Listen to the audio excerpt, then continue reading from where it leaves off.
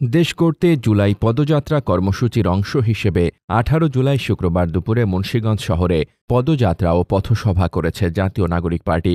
দুপুর ১২টায় শহরের কৃষি ব্যাংক চত্বরে আয়োজিত পথসভায় দেশের স্বাস্থ্য, শিক্ষা, যাতায়াত সহ নানা সংকট তুলে ধরে নতুন বাংলাদেশ বিনির্মাণের জন্য আন্দোলনের ঘোষণা দেন দলের শীর্ষ নেতারা। পথসভায় প্রধান সমন্বয়ক নাহিদ ইসলাম বলেন, মুন্সিগঞ্জ একসময় ছিল উপমহাদেশের শিক্ষা সাংস্কৃতিক কেন্দ্র, অথচ আজ এখানকার স্বাস্থ্যসেবা, যোগাযোগ ব্যবস্থা, শিক্ষা ও কর্মসংস্থানের চিত্র ভয়াবহ। কিন্তু আমরা মাথা নত করব না। শুরু করেছি, এই লড়াই সমাপ্ত না করে আমরা থামব না।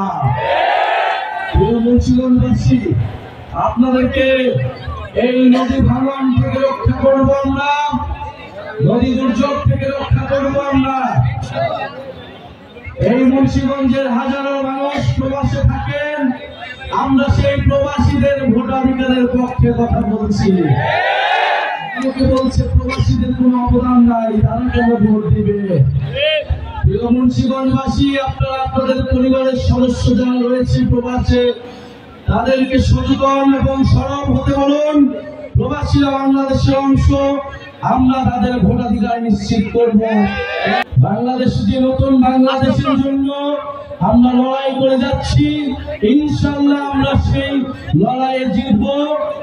আমরা আমাদের সাথে উপরালা রয়েছে, নিজে বাংলাদেশের জনগণ রয়েছে, আর রয়েছে মুন্সিগঞ্জের প্রতিবাদী জনগণ। আপনারা সচেতন হন। গণঅভ্যুত্থানে আপনার সন্তান জীবন দিয়েছে, আপনাকে এবার কথা বলতে হবে। এলাকায় এলাকায়, পাড়ায় পাড়ায় আপনারা সরব হন, প্রতিবাদের সংস্কৃতি গড়ে তুলুন। ইনশাআল্লাহ আমরা যখন প্রতিবাদ করতে শিখেছি, আমরা আমাদের সকল অধিকার এবং আমাদের মর্যাদা নিশ্চিত করেই আমরা ঘরে ফিরব। কেন্দ্রীয় নেতা সার্জিস আলম তার বক্তব্যে বলেন, জুলাই গণহত্যা, বিডিআর হত্যাকাণ্ড, শাপলা গণহত্যার নির্দেশদাতা দিল্লিতে থাকা হাসিনাকে দেশে এনে বিচারের আওতায় আনতে হবে। দেশের ভেতরে ও বাইরে গণহত্যার ষড়যন্ত্রকারীদের দ্রুত গ্রেফতার করে সহযোদ্ধাদের নিরাপত্তা নিশ্চিত করতে হবে। কর্মসূচিতে আরও উপস্থিত ছিলেন হাসনাত আবদুল্লাহ, নাসির উদ্দিন পাটোয়ারি, ডা তসনিম জারা, সামান্তা শারমিন সহ এনসিপির কেন্দ্রীয় নেতারা।